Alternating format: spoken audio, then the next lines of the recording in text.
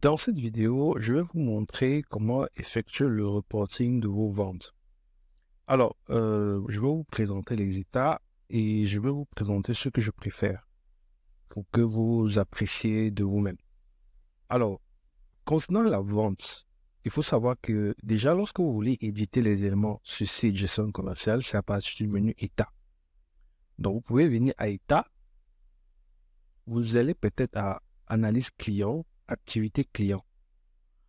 Vous voulez comparer d'une période à une autre. Pour l'instant, on n'a pas de période de comparaison. Bon, on va juste laisser, on fait un aperçu avant impression et on voit que par exemple, nos clients voient le chiffre d'affaires réalisé. Ça, c'est la période A, ça, c'est la période B. Bon, comme nous n'avons pas deux périodes, c'est pas intéressant.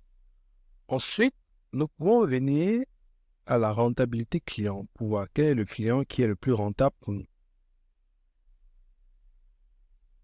Voilà. Vous voyez, électro, en termes de électro, Inter-Electro, 34 millions.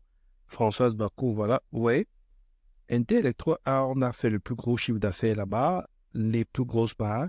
Mais maintenant, en termes de pourcentage de marge, vous voyez, ce sont les articles de Françoise Bakou qui nous donnent les marges les plus intéressantes en termes de valeur relative. Là, on parle en termes de valeur relative. Donc, c'est très important de faire cette analyse-ci. Alors, toujours dans le cadre des ventes, qu'est-ce que nous pouvons encore éditer? Nous avons le risque, les statistiques. Voilà, on peut faire des statistiques clients ici, par famille d'articles, par article. Voilà, Inter-Electro, on nous dit ce qu'il a pris. Voilà ce qu'il a le plus acheté. Françoise Bakou, voilà ce qu'elle a le plus acheté. Alors maintenant, moi, ce que j'utilise régulièrement, c'est les états libres. L'état que je préfère, c'est je viens au menu état, je viens à état libre. Quand je suis à état libre pour imprimer, par exemple, les ventes de la semaine, si je dois, par exemple, faire un rapport hebdomadaire, je viens à état libre.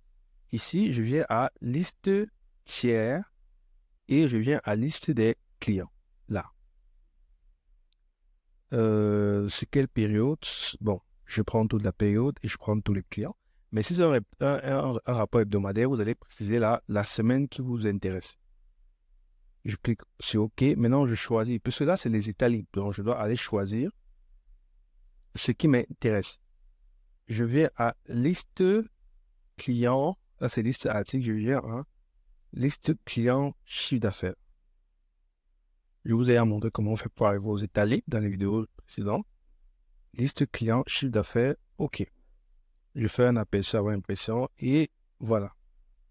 Ce rapport-ci me donne, sur la période que j'ai demandé, le chiffre d'affaires réalisé pour chaque client, les remises qui lui ont été accordées et les marges réalisées sur chaque client. Donc, moi, je préfère cet état-ci.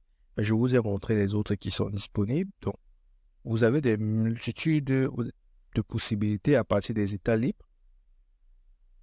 À partir des états libres, vous avez plusieurs possibilités. Il y a plusieurs documents. Vous pouvez choisir ce qui correspond à ce que vous recherchez.